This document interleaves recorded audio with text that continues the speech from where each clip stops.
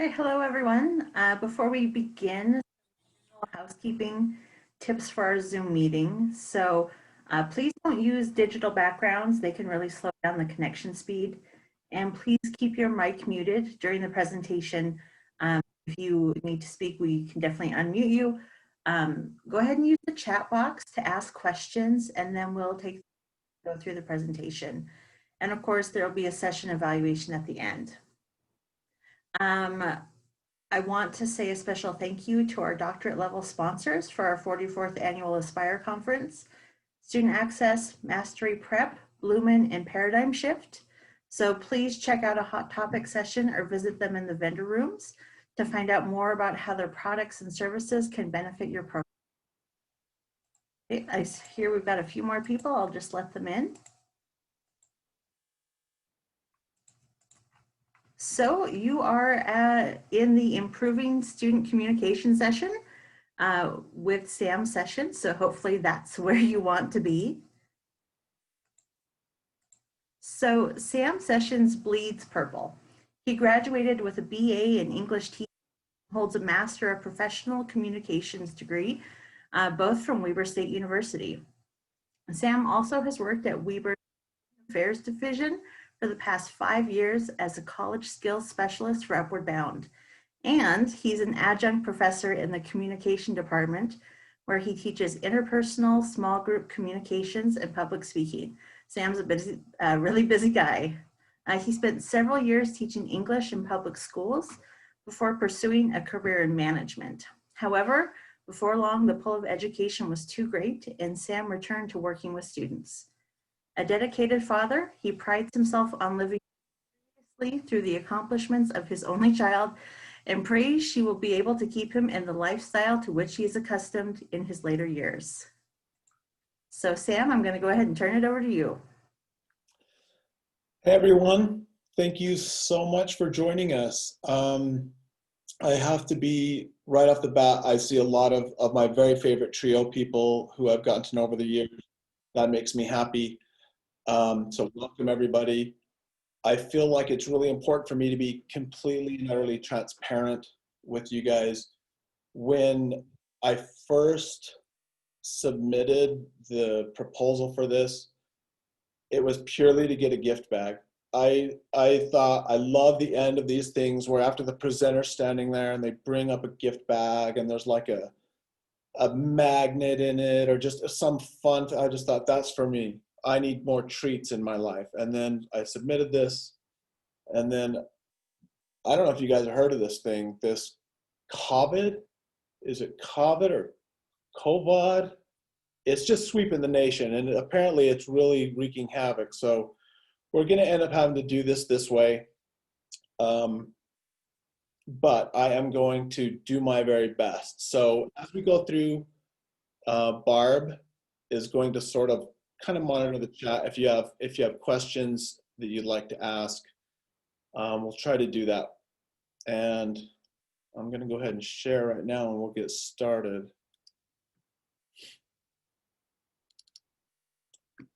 Can everyone see the slide okay? Are we on the good thing? Okay. All right. So with regards to what we're doing today, I came up with this idea because as a TRIO professional and as a college instructor, I find that students and professionals have a really hard time with some of the very basic things in our communication development. And I really think that there's a real gap here that needs addressing. And so hopefully today I've created something that will help you understand how effective communication plays a vital role in our development of ourselves and the importance of identifying barriers to effective communications that can arise. And finally, I've put in a couple of lessons. So as we leave today, hopefully you've got some ideas of things you can steal from or borrow or modify to suit your own needs. So first of all, what is communication? There's a lot of answers to this, but for the purposes of what we're doing here, we want to kind of define communication this way. It's a collaborative process of using messages to create and participate in social reality. A lot of people think of communication as a one-way street, or simply a two-way street, back and forth between two people, but the reality is it's a little bit more complicated than that. There's 5 aspects of communication, as we said. The first one is that it's a process. And that means that it doesn't happen all at once. It unfolds over time. So the more we communicate, the more it influences how we communicate and our ability to communicate. The second aspect is that it's collaborative. It requires others. Communication is not a one-way process. We don't just shoot our information at somebody and they take it and that's the end of it, right? It has to come back and forth one way or the other. It involves messages, obviously, and those messages can be verbal, nonverbal, or environmental. And briefly, I wanted to stop just, I'm going to stop just really quickly to show you this. When I say that it can be environmental, specifically what I mean is the way we dress, right? The way we dress is like a nonverbal environmental message, because as our students come in, we are dressed professionally or we're dressed more casually. One of the things I wanted to point out for my students is my office. Now, I just got a new office and you can't really see it, but when my students come in, they're kind of bombarded with things that let them know how they can communicate with me. And I have a couple of those right now. So I have my, I don't know if it's backwards to you, but my Black Lives Matter painting, right, that I put up. So my students come in and they know that this is a safe place to talk about these issues and that I'm a supporter of social justice. Of course, I have my Ruth Bader Ginsburg doll. I never go anywhere without Ruth Bader Ginsburg leading the way. And I'll have students come in and look at my office and be like, why do you have a voodoo doll here? They think she's a voodoo doll of like a 1875 era school marm. And I'm like, no, that's RBG. So this is important, right? It creates a dialogue and it allows my students to ask me questions about the environment and become more familiar with me. So I communicate a lot about myself in this environment. And then I have here my sweet and beautiful best friend and daughter, which is always on my desk. And so I can always, when they ask, who's that? Is that your daughter? And I can say, yes, I'm a very proud father. And she graduated from Arizona State. And we can lead that conversation directly back into education. And so remember, as you bring students into your office, or even on a situation like this, what the students are able to see also communicates something special, whether you intend to or not. So let's get back here. So the next thing is that it's creative.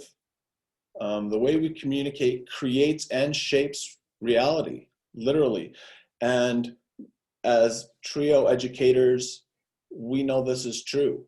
I mean, just think of words like bully or genius or loser, and how those words can alter our perception of ourselves and how they alter our perception of others as well. And then finally, it's participatory. I probably shouldn't put words in these slides if I don't know how to pronounce them. That's on me. That's not you guys. That's on me. Communication allows us to participate in our social realities. All right. It allows us to participate with others. And this creates our social reality. And you can think of social reality as all the social judgments of a group that we agree upon. So there's going to be a different social reality for TRIO professionals than there is for TRIO students. There's going to be a different social reality for a husband and wife than for a parent and child, etc. That's pretty straightforward, but we come to the crux, which is, why is this important? Well, the most important aspects of life are created through communication. what are those aspects? We create our individual identity, literally, every time we speak or every time we communicate or every time we interact with others. We create relationships. We create organizations, communities. Culture is created by communication. Ideas are created by communication. And education is created by communication. And then all things together help us create the self, okay? But it doesn't only create the self, it also recreates the self. Every time we interact with somebody, we're recreating ourselves and we're recreating reality. Because our sense of self influences how we communicate, right? And in turn, that communication that we've just done influences and shapes our sense of self. So the way we communicate and the self cannot be separated. They're linked, okay? Now,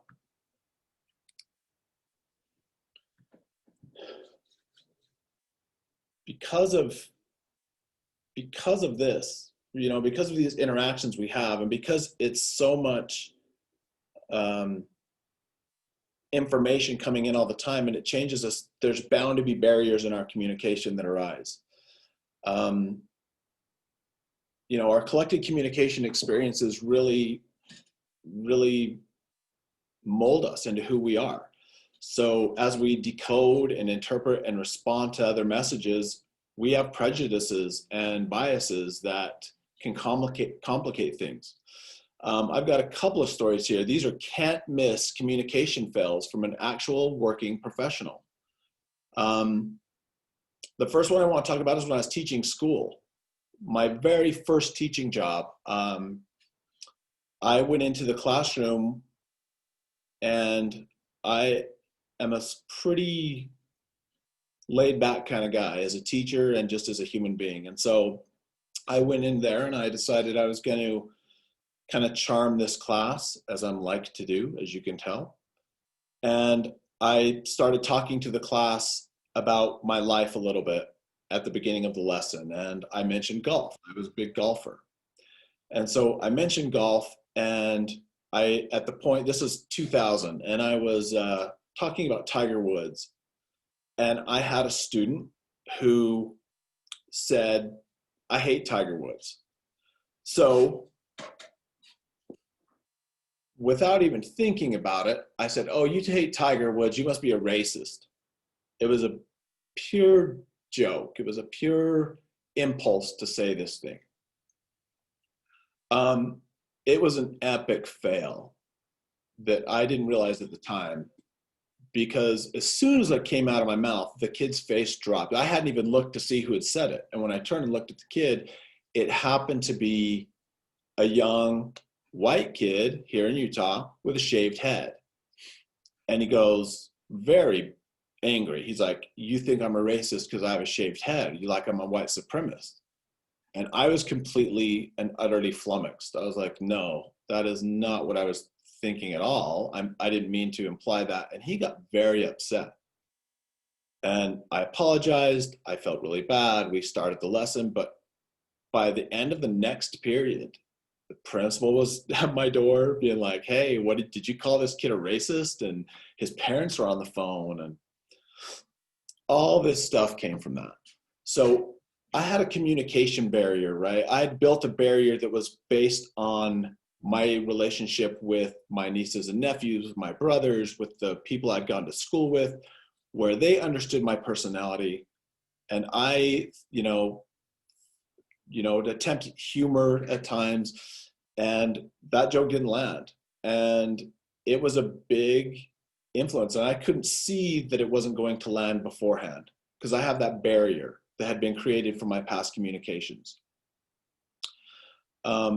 The next time I did it was not 25 years ago when I was first teaching. It was actually about a year ago when I had my professional communications class, one of my final classes, and I had to deliver a speech. And I had decided I was going to deliver a speech about how to get into your dream college. And I, once again, knowing that I'd been in school with a lot of these kids through the program, I was like, I'm gonna like, I've got this great introductory joke I was gonna tell. And so I thought, you know, my joke was something along the lines of, there's, you know, when it comes to getting your kids into college, or when it comes, well, there's three kinds of people in the world. There are parents, there are future parents, and there are people incapable of love. Now, I think that's hilarious. I could barely even write it because I was laughing so hard. But I've got to tell you, based on past communication fails, I decided, well, you know, do I do this? Do I not do this? Do I do this? Do I not do this? In the end, I decided to go for it. So I gave my speech and I told the joke. And I heard someone, as soon as I said it, mumble, there's other reasons why people don't have kids. And this young lady was very upset. It threw me completely off.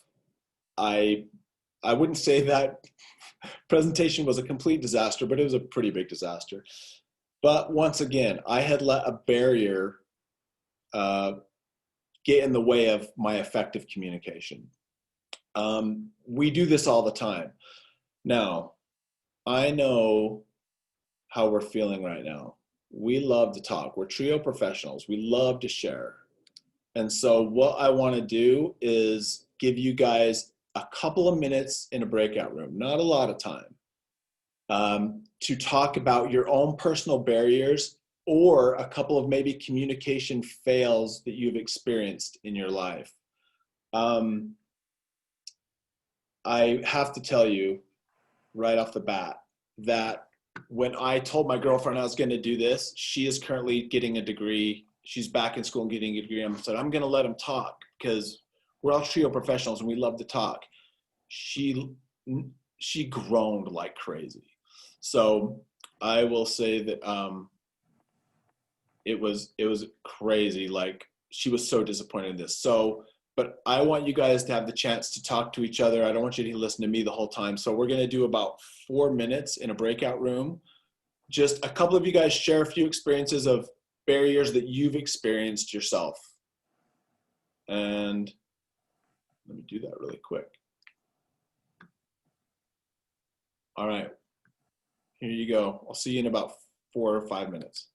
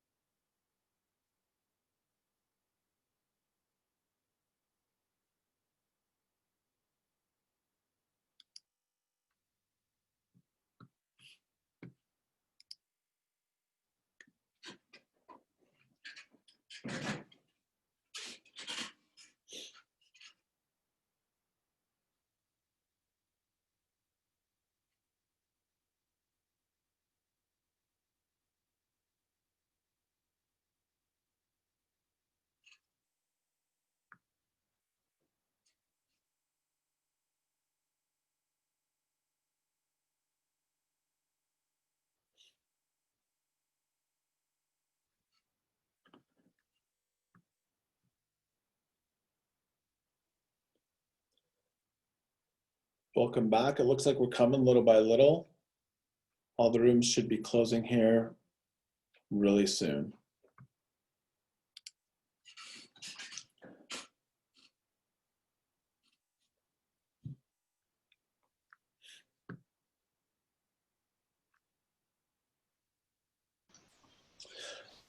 All right, hopefully everyone had a chance to sort of share some of these simple ideas, and maybe someone in your group said something that sort of resonated with you. I hope that's the case. Being that we're running a little, we're pretty much right on time. Rather than sharing the big group, we're going to move on a little bit. Hopefully at the end we might have a chance to share a little bit more. So let's move on. So are you guys seeing the slide that says breakout room? Yeah, we actually have the full presenters view, so we can see your upcoming slides as well. Oh, that is not what I want you to be able to see. And I am, well, it's fine. Okay, just, I don't know how to fix that now. But if this thing was running smoothly, I wouldn't be me. So let's move on then to an example lesson. Let me try one thing. Let me see if I do this. What if I share this? Does this make a difference to you guys? Are you still seeing the same thing, or are you seeing the whole? Just one slide now. Oh, I tell you what, I've got to stop drinking before these presentations. All right, thanks for your help. Okay, so what we're going to do is we're going to go on to an example lesson. This is how we can sort of illustrate this point to our students. Now, very specifically, I use this with my college students because it works really well. But I want you to be thinking about how you can adapt it to your high school students or your college students, or whatever works for you. So I call this communication as construction of reality is basically what I call this lesson. And what I do is I first have the students look at these two quotes. The first one is, there's no objective reality, only subjective realities created by different people based on individual perceptions of the world, which sort of pulls right back into what we were talking about, right? Everyone's going to have different biases. Everyone's going to have a different version of reality because all of our communications have been slightly or incredibly different. And then the second quote is, humans live in worlds of meaning, and communication is the process of collaboratively making these meanings. I love these two quotes. They sort of play off one another. They're maybe two different perspectives of a very similar idea. And for those of my students who maybe can't quite grasp onto the first one, they might be able to grasp the second one, okay? And then I talk about the very nature of verbal messages. And I talk about three aspects of them. Number one is that they're very arbitrary. What do I mean by arbitrary with this? What I mean, and I explain this to the kids, that language is arbitrary. There is nothing inherently cat-like about a cat, right? It's completely arbitrary. We just agree that a desk is a desk, but it could have very easily been called a car or a tree or anything else because it's very arbitrary, the nature of language. Number two is that it's abstract. It's also a way to describe things that can't exist tangibly. And I explain to them things like democracy, love, freedom. You know, those things exist as a construct of our communication with each other. And so language is very abstract. And finally, I explain to them that language is very ambiguous. And it can be lost depending on, you know, where you are and who you are and what time it is, meaning that words and the nature of words change over time and space. For instance, here in Utah, if you were to ask somebody, do you want to go see a show? Everyone knows that you're talking about a movie. But if you were in New York and you said, do you want to go see a show? The automatic assumption is going to be that someone's talking about a play, right? So where your location is and over space and time makes language ambiguous. And this happens all the time. You have regional dialects, you have words that change, over time. There's plenty of words that were acceptable in usage years and years and years ago that are no longer acceptable. So the nature of language is ambiguous, changes. There's no set meaning. And then the meaning resides within the people, not the words. Okay, that's an important part of this. And then I ask my students to do the following. To rate the following statements from 1 to 5. Agree, strongly agree. Strongly agree, neither nor, disagree, or strongly disagree. All right? So we put it on a Likert scale, and the students do this. In the class, this lesson usually takes off, 20, 25 minutes, depending on the discussion. And then I give them these statements. To what degree do you believe in the following? Open-mindedness or broad-mindedness? Giving freely or generosity? Reform or progress? The essential goodness of humans? The autonomy of the individual or individual rights? Economic freedom? The greater individual participation in the government? And protection of civil and political liberties. I give them a few minutes to rate themselves on this. Then I tell them, go ahead and total your numbers and divide by 8. At this point, quite frankly, if I see someone reach for their calculator, I kind of get mad and yell at my class and be like, if you're a college student and you can't divide a number by 8, then something went wrong in our public education system. But then I tell them, I'm just kidding. Go ahead and take out your calculators. It's fine. And then we put a Likert scale up on the board and see where all this stuff ends up. So it almost always ends up like this. People generally agree with those statements. And once I have the data points up on the board, I will ask the students to determine what the pattern indicates. So if we were to look at this pattern, it indicates that the majority of people are going to think that we agree with these statements. Now, every once in a while, there's a couple of outliers in a class, but only a couple. The vast majority is all right here. I point that out, and everyone agrees on this statement, and then I move forward like this.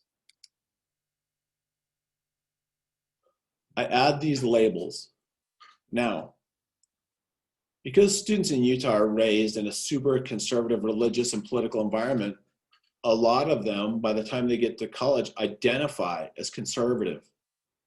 And that label helps them create a sense of self. But when they see that their answers, all those statements were literal dictionary definitions of liberal. And when they see this, some of them get really upset and they're like, you tricked us. That's bullcrap. I'm not a liberal. I'm not a liberal. And other ones sort of sit there quietly, maybe not quite understanding why some people are so fiery about this. But I love this because it opens up a particular dialogue about how language is and communication is the construction of reality. I ask my students, well, what does conservative mean? And they start off with very general answers, right? Like you should be, not, open to change, but not too open to change. Or sometimes they have more like governmental, it means like small government and things like that. And those are all very valid answers. But as we start to push the conversation along, I start to get really interesting answers. Like the students that are more liberal will start to say conservative means racist. Conservative means anti-science. Conservative means lying. Conservative is fascism.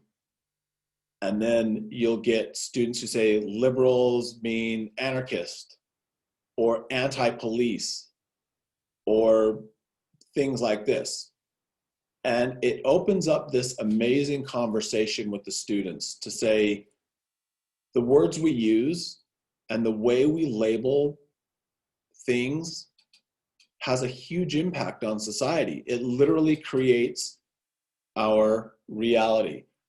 I don't think anyone could argue that despite what people may have thought conservative was 20 years ago, today in popular society, it means that someone believes in, anti-social justice, that anti-science. That's just the reality we live in today.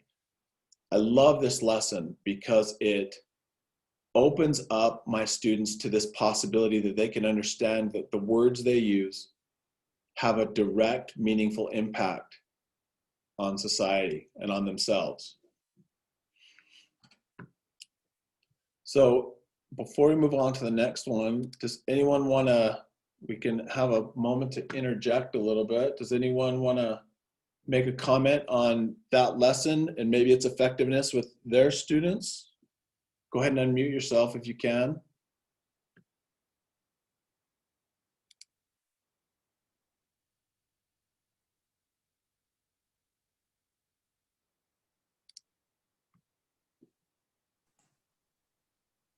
We did have a question wondering if will we be able to get a copy of those questions you asked?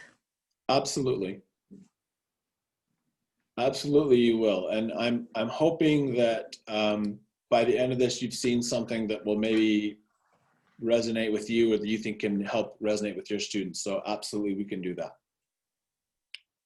Okay, so example lesson 2. Now this one's a little bit simpler or maybe a little bit less time consuming, but in terms of our needs, but it's going to look like this. It's called Is Our Language Racist and Sexist? It's set up much the same way. What I do is I put up these instructions, rate each of the following, I put them in groups and say, discuss in your group whether the language contains language that's sexist, meaning that sex is better or the standard, one sex or the other is better or the standard, or racist, suggesting that one race is better or the standard. I let the kids talk it out. Here are the statements that I put. And honestly, some of these are really obvious. And some of them are a little bit more subtle because a lot of these are just euphemisms we use all the time. Like the man on the street, number 3, the news program features a man on the street interview.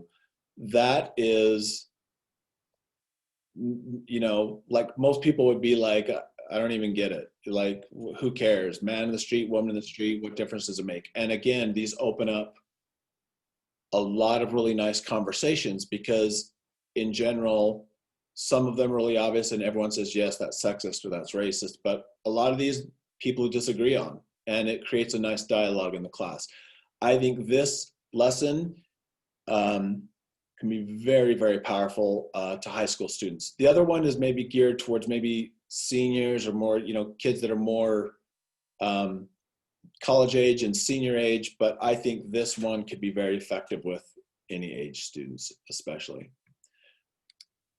So that brings us to this, all right? Some individual things.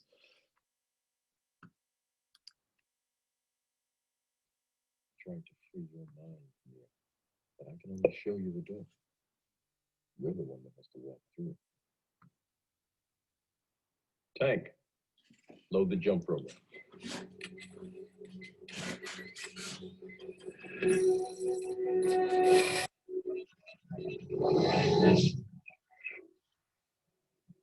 You have to let it all go, Mia. Fear, doubt, and disbelief. Free your mind.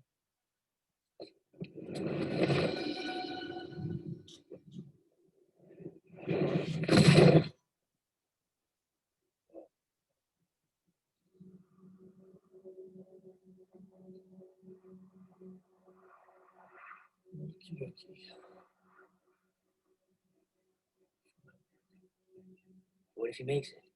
He's never made the first jump. I know. What if he does? He won't.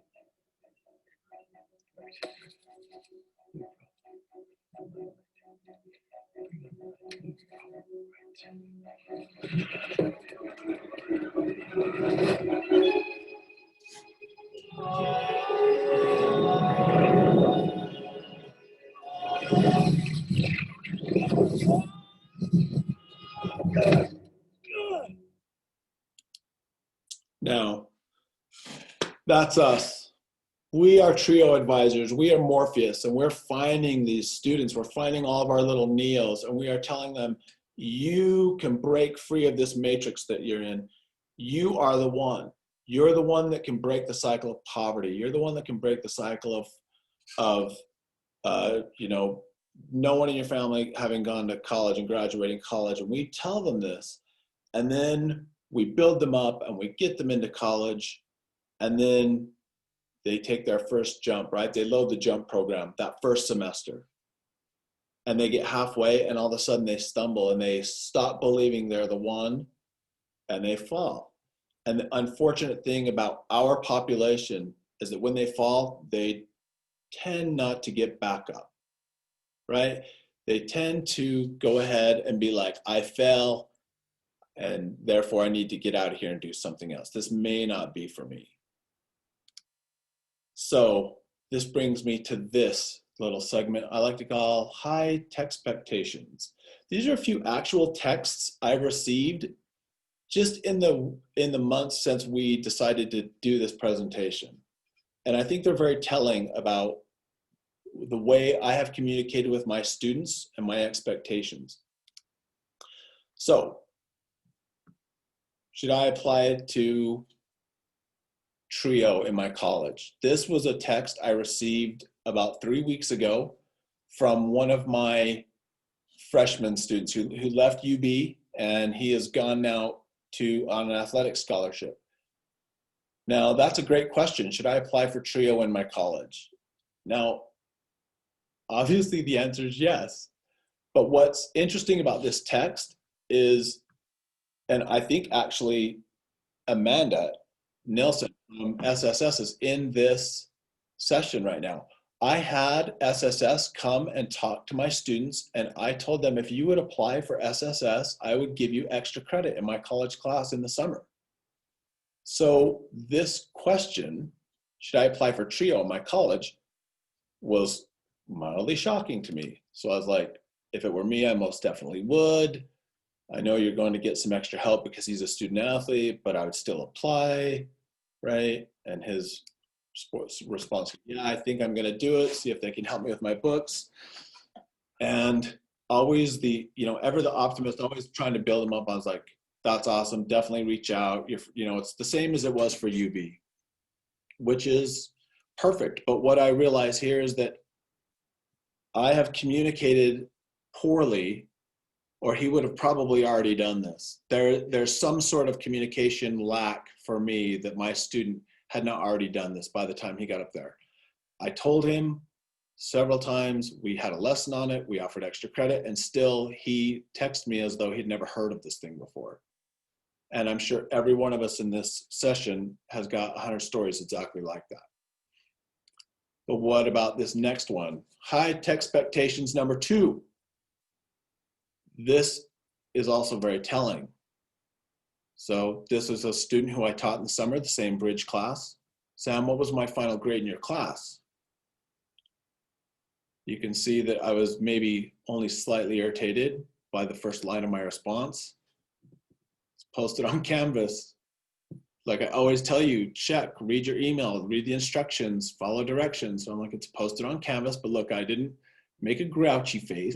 Said it's posted on Canvas. You ended up earning an A-, great job. And this is what she responded to me. Good. I was going to drop out of school if I didn't get an A. Now, you guys might be thinking that she's funny, but I promise you, I know this girl. And she was going to drop out of school if she didn't get an A. And I was like, what? By the way, that's me. I created that. You can tell because look at the beard and look at how thick the eyebrows are. So that's me telling her, like, what are you talking about? And this is what I sent her next. A C and especially a B are good grades in college classes. Don't be so hard on yourself. You did awesome, right? Her expectation was that if she wasn't smart enough to be an A student in college, then she wasn't built for college, which is this particular student was not even an A student in high school. She was a very average student in high school, but somehow she had set her expectation that in order to, I'm going to turn it on and be an A student in college. So again, I have failed in some way to communicate the proper expectations. And that brings me to this, which is super interesting story. I heard once a TRIO professional talking to a student and telling that student, well, when you're ready to get into college, when we're going to do your registration for school, we're going to build you an easy schedule. And I thought, what in the world are you selling to this person? There is no easy schedule in college. The most, it only seems easy to us as graduates, as holders of advanced degrees. But if a student is told that you're going to get an easy schedule and you are then going to come and the first time you have that first jump like Neo and you come across your first bit of tension, you come across a failed exam or a failed assignment, if that's an easy schedule in your mind and you can't succeed, then you're more than likely going to leave, which is why I think it's so important that we communicate clearly and honestly proper expectations for our students about what they're bound to, find in college, which is, hey, you guys, I failed a couple of classes when I was a freshman. I didn't take it seriously enough. I didn't have my head on straight. So you can expect these things to be a challenge. I want to jump ahead because I have too much stuff here, as I had feared. Anyone who would like, I'm more than happy to send you a copy of this slideshow because we are about out of time here. If I'm not mistaken, Barb, we have about 5 minutes left, 4 minutes? Yep, that's correct. 5 minutes. Okay. So I did throw in this I was going to talk about email communication and how important it is. So I would just say this last lesson would be that I would ask my students to select a class they are struggling with a teacher they're intimidated by or something like this. Have the student write a practice email or an actual email to the student requesting a conference or addressing a concern, but then have them email it to you before they send it. And the point is that, you walk the student through the issues you see with the draft, whether it be spelling or greetings or the tone or whatever it is. But it's the most important thing is here at the bottom. The key is that you explain why you would make the changes that you would make before you send it to the teacher. And the reason that's important is because the why is where learning takes place, right? The why is what's important. So as you go through with your students, whatever it is, whether it be editing an essay or having them apply or, writing a scholarship essay, what have you, always explain the why. Where are you coming from as a professional? Help guide them, right? Communicate those expectations. Now, we just saw Neo make his first jump, and we're going to go right to this end part.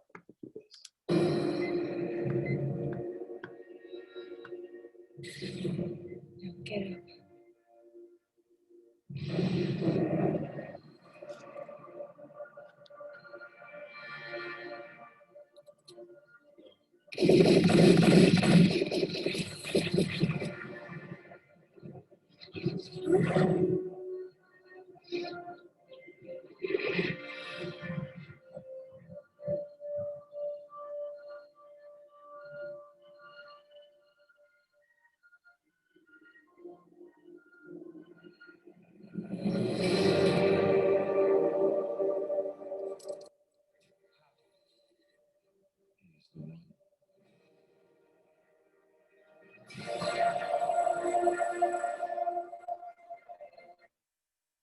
All right. In the end, what we want is for all of our TRIO kids to be the one who makes it through and believes that they can do it and overcome any barriers that they have in their communications. And I think if we talk to our students and give them realistic expectations about what they can expect and how to overcome these obstacles, I know that they can be successful, and we can help them do that. And I know that's what we're all here for. So do you guys have any quick questions? We only have a minute or so remaining.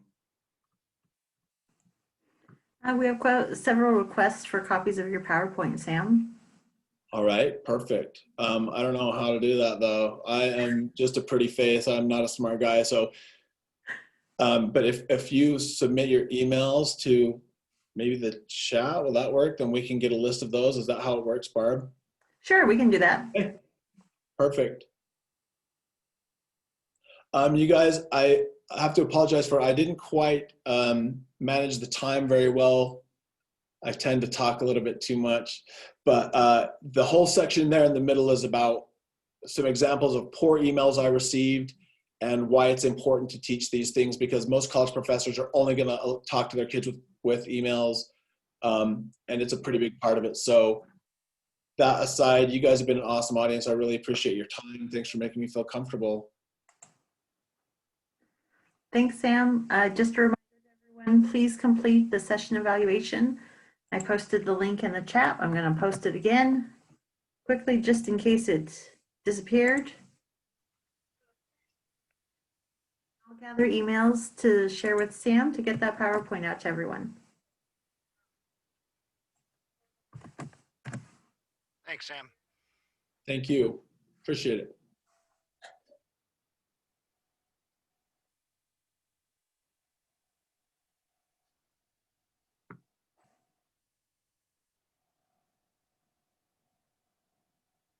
Thank you, sir. I appreciate that.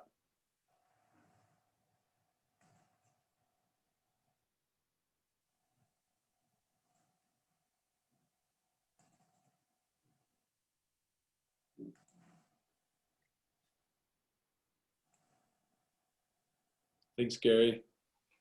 Say, Barb, Yes, were you gonna send an eval in the chat or? I did post the link in the chat. Let me put it up again. I think it just ended up going to getting pushed off the screen. There we go. See it now, Mary? Oh, yeah, okay, got it, thank you.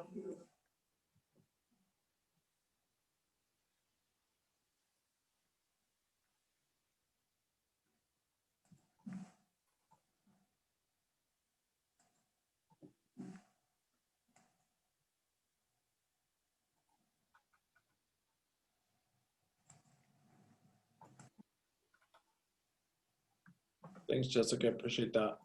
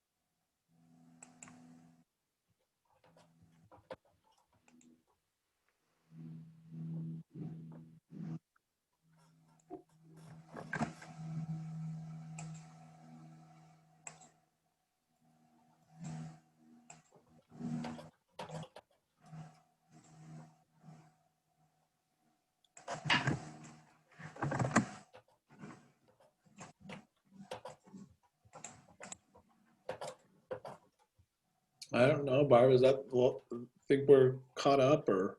Yeah, I think so. So is there a way to copy these, or is there a way to get a list of who, do you know what I mean? Or do I have to? I'll go ahead, I saved the chat, so I'll pull the emails out and I can send those to you. Oh my gosh, you're a sweetheart. Say lifesaver. No problem. Give me something to do while I listen to our next presentation. I multitask. Did you say you're next to the next one? Oh, don't we have, I think there's a plenary session next. Because for just a second, I said it'll give me something to do while I listen to my husband, and I was like, Oh, no. you must have been married a long time. It's like, give me something to occupy my mind over dinner. He probably thinks that's pretty accurate, though. Hey, thank you so much for your help. Oh, you're welcome. I did not realize everyone was seeing. I've never used a Mac before, Oh, yeah. and I didn't know which side to use. So hopefully it wasn't too painful. No, it was fine. It was really great presentation. I really enjoyed it. I appreciate you saying that. Thank you so much. Yeah, and I'll send you that list as soon as I get it pulled together. All right. Thank you. You were awesome today. Thank you so much. You're welcome. We'll see you. I'll see you around the conference. All right. Yep. See you around. All right.